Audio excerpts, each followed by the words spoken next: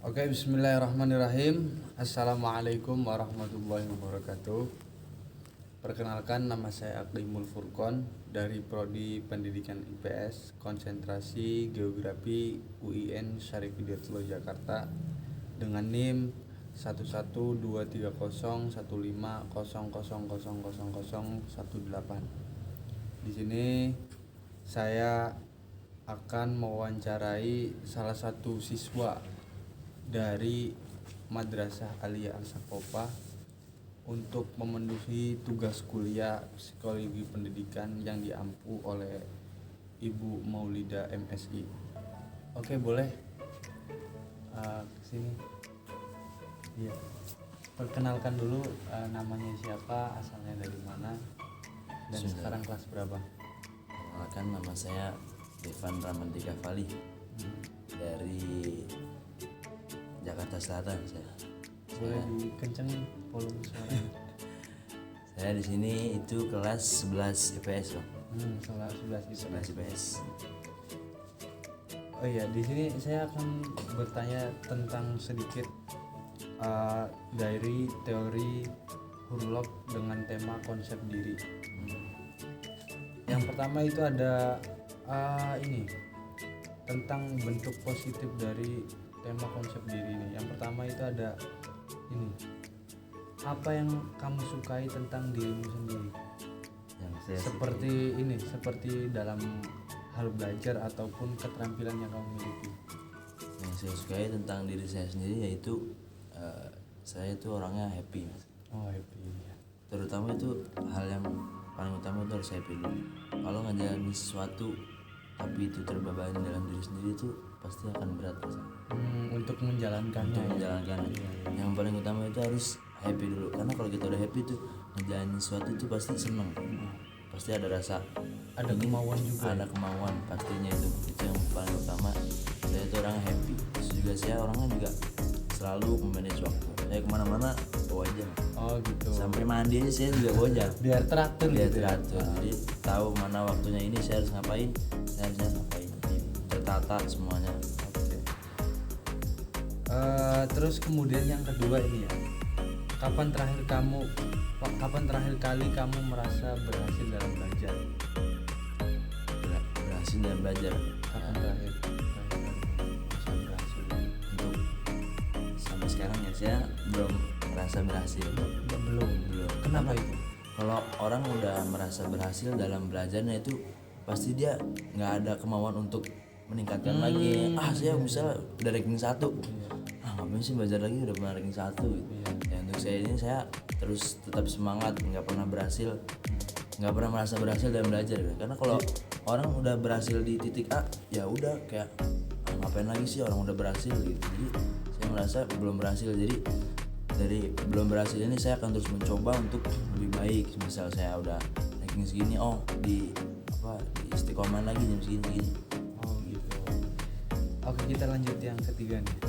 Apa yang biasanya memotivasi kamu untuk belajar lebih giat? Jadi motivasi yang biasa kamu dapat, meski apa itu dari luar maupun dari diri sendiri. Kan motivasi yang dari dalam diri dan ada yang dari luar. Itu biasanya motivasi yang kayak gimana? Biar belajar kamu lebih giat. Dapat motivasi itu dari teman sebangku sendiri sih. Gitu ya. Teman sebangku saya itu orangnya emang rajin, istiqomah segala macam. Sampai saya kalau belajar tidur lah, dibangunin dia, ditegur sama dia, ayo bangun. Saya dinasihati, ya dikasih tahu lah, ayo belajar bener gini segala macam. Nah dari diri dia itu saya dapat memotivasi untuk belajar lebih giat lagi. Teman sebangku itu sangat berpengaruh. Temen tuh juga sangat berpengaruh buat diri kita sendiri, di lingkungan. Lanjut nih yang keempat.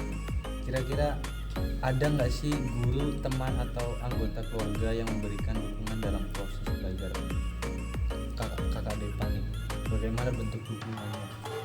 Nah, yang paling dukung saya itu ya pasti nomor satu keluarga, Mas. Oh, dari keluarga. Ya, dengan saya belajar di sini itu orang tua pasti butuh biaya buat ngeluarin. Nah, dari biaya orang tua itu saya aja udah ada bentuk dorongan saya buat belajar di sini. Saya Itu salah satu bentuk dukungan dari keluarga. Dari dulu pasti selalu memotivasi siswa-siswanya untuk selalu belajar giat agar masa depan nanti enak, mau kemana-kemana. Temen juga berpengaruh, ayo kita sama-sama belajar biar nanti kita sama-sama enak buat depannya, yang kemana itu enak. Oke. Berarti semua ini Sangat berpengaruh. sangat berpengaruh semuanya ya. Semua dukungan. Iya, kasih dukungan ya. Pastinya. Kemudian yang kelima ini kira-kira ada nggak sih harapan untuk diri Devan sendiri terkait prestasi akademik di masa depan? Ya harapan saya semoga saya selalu istiqomah dalam belajar, kedepannya juga menjadi lebih baik, bisa bermanfaat bagi orang lain, itu yang paling penting mas. Karena kalau pinter doang nggak manfaat bagi orang lain tuh percuma aja. Iya, iya. Karena yang dilihat di masyarakat nanti gimana kita terjun ke lapangan, bisa memotivasi orang-orang, bisa bermanfaat lah bagi orang. Karena kalau pinter buat diri sendiri buat apa mas? Iya. Nggak ada gunanya. Nggak ada gunanya. Yang paling penting tuh bermanfaat bagi orang lain, anfa'uhum linnas, bermanfaat bagi orang lain. Khairun nasi anfa'uhum Nah, linnas. sebaik-baik manusia adalah bermanfaat bagi orang lain. Itu tadi sekilas tentang pertanyaan-pertanyaan yang konsep diri yang berbentuk positif. Kemudian yang kedua ini yang berbentuk negatif. Oke, yang pertama dulu kita masuk ke pertanyaan pertama. Kira-kira apa yang kamu rasakan ketika mendapatkan nilai rendah atau maksudnya nggak sesuai sama yang kita harapin gitu. Nah, bagaimana nih kamu menghadapi situasi tersebut? Ya, terutama kalau dapat nilai jelek tuh perasaan kita ya, ada kecewaan lah gitu lah. Iya. Misalnya kayak saya udah belajar sungguh-sungguh, tiba-tiba dapat nilai jelek, nah itu kayak di diri saya tuh agak kecewa dikit lah pokoknya. Saya udah belajar sungguh-sungguh masa hasil jelek, tapi itu menurut saya nggak masalah sih. Jadi dari hal nilai rendah itu dapat motivasi diri saya untuk harus semangat giat dalam belajar buat kedepannya.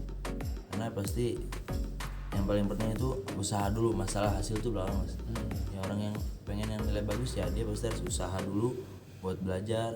Kalau nggak ada usaha buat belajar sama sekali pengen dapat nilai bagus tuh nggak bakal bisa, mustahil pasti itu. Ya yang penting dalam diri saya tuh saya udah usaha sungguh-sungguh giat, masalah hasil sih belakangan, tapi insya Allah kalau udah ada usaha pasti ada hasil. Kemudian yang kedua nih, menurut Devan sendiri kira-kira ada nggak hal yang menghambat untuk percaya diri dalam belajar? Terus jika iya apa? Yang menghambat untuk untuk percaya diri dalam belajar. Untuk saat ini sih nggak ada. Oh, belum ada. Berarti nggak ada. Nggak ada hambatan. Berarti dalam perjalanan Selama ini Devan selama belajar ini nggak ada hambatan ya. ada dorongan terus buat semangat dalam belajar. Orang tua saya itu pasti selalu mengingatkan saya juga buat belajar. Satu orang tua. Kemudian yang ketiga ini, pernah nggak sih Devan sendiri ngerasa bahwa usaha dalam belajar itu sia-sia? Nah jika iya, kenapa kamu merasa seperti itu? Pernah nggak kayak pas kan sekarang lagi ujian UAS atau PAS ya, punya semester. Nah pernah nggak sih kita Devan lagi belajar nih dari semalam loh, dari habis sholat berjamaah Isya sampai larut loh, sampai jam 12, tapi tapi hasil ketika nilai ujian keluar itu nggak sesuai harapannya. Itu kan biasanya kan menimbulkan rasa sia-sia. Itu gimana? Pernah nggak? Yang menurut saya itu hal sia-sia itu ya pasti mah ada. Berarti Cuma pernah sih pernah. Cuma saya merasa gimana ya, ketika saya dapat nilai yang nggak sesuai harapan, saya pasti suka merenung sendiri mas. Ya, ini kenapa ya kok bisa hasilnya segini, padahal harapan saya ngiranya wah ini saya bagus nih nilainya. Cuman ketika dapat nilai jelek itu kayak ada rasa kecewa gitu sih. Dari hal sia-sia itu saya juga pernah ngerasain sih kayak saya belajar mulu cuma kalau nilai nggak bagus gimana ya. Tapi menurut saya itu pikiran yang salah. Oh iya, yang Salah itu kayak belajar mulu nggak dapet nilai bagus buat apaan, itu pemikiran yang salah. Dari situ saya juga ngevaluasi lagi dari situ. Teman saya juga, saya kadang suka curhat ke teman, gimana nih kok saya udah belajar tapi dapat nilainya segini. Teman saya, nah itu mungkin ada kurang konsentrasi lagi dalam belajar, kurang giat dalam belajar, mungkin Berarti masih sering introspeksi. itu benar. Dari hal itu saya minta motivasi ke teman saya, didorong sama teman saya, mungkin dari hal belajar itu kurang konsentrasi, kurang giat dalam belajar itu, makanya merasa sia-sia gitu. Dari situ lagi saya ya memotivasi diri saya lagi untuk bangkit dari hal-hal itu gitu. Jadi tidak ada merasa belajar itu sia-sia, pasti itu ntar buat masa depan tuh masih kerasa mas kalau belajar. Pengaruh banget, Pengaruh banget ya. pengaruh gitu ya. banget belajar pokoknya. Kemudian yang selanjutnya itu gimana pendapat tentang pandangan teman atau keluarga terhadap kemampuan belajarmu? Apakah itu mempengaruhi dalam hal semangat atau enggak? Pengaruh sih, sangat pengaruh. Apalagi untuk dorongan orang tua tuh, orang tua pasti itu membuat pengaruh saya sekali dalam belajar.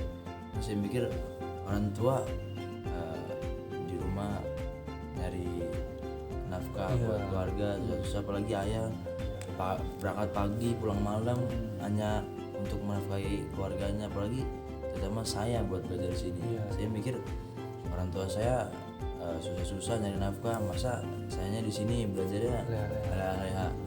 Saya dari situ aja udah berpikir terus mas, oh iya orang tua saya mencari nafkah buat nyari makan segala macam, biaya saya sekolah, masa saya ngecewain orang tua saya di sini gitu. Itu hal sangat memotivasi banget sih. Oh Jadi itu orang biar tua- memunculkan rasa semangat nah lagi itu ya. pasti orang tua sangat berpengaruh dalam membuat motivasi mas. Oke. Ini yang terakhir nih ya. Kita penutupan dengan satu pertanyaan.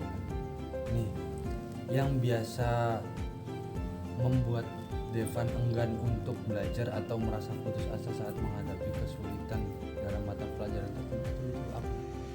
Yang membuat saya enggan buat Iya. belajar. Karena mungkin memang pelajaran ini sulit atau gimana gitu. Itu Yang biar jadinya gue malas pelajaran ini karena sulit. Kayak contoh lah, kita ambil contoh aja pelajaran matematika. Jadinya kan udah ngeliat angka nih udah males jadinya kan. Karena ada orang yang kayak gitu ya, jadi males kayak gitu nulisnya. Ya itu kira-kira ada nggak sih dan apa gitu? bener sih yang tadi Mas Hakim bilang. Saya ciri-ciri orang yang kurang suka lah dalam matematika itu, karena nggak tahu kenapa saya kalau ketemu matematika itu kayak rasanya wah ini males banget gitu. Pokoknya ada dah rasa putus asa sih enggak, cuma saya ngelakuin ya buat Enggan gitu ya. enggan, kayak rasa matematika, kalau udah ketemu matematika tuh kayak rasanya males aja gitu. Nggak tahu kenapa tuh timbul diri sendiri gitu. Bisa dilahin tuh kalau matematika Bawaan ya. bawaan. Nggak tahu kenapa emang itu matematika. Berarti yang biasa kamu rasain itu ketika pelajaran matematika gitu, karena udah ngeliat angka nih langsung iya udah timbul rasa kenapa gitu ya, enggan aja gitu mau Kayak bawaan aja gitu, nggak tahu. mau nerusin belajar gitu. Oke. Mungkin segitu saja ya. Siap. Terima kasih Sama-sama. untuk informasinya tentang apa namanya konsep diri yang pernah Devan yang rasain ketika selama belajar di MA Surakarta. Oke, sekali lagi terima kasih. Mungkin hanya segitu yang bisa saya tanyakan. Syukron. Untuk Wassalamualaikum warahmatullahi wabarakatuh. Kita saya dulu.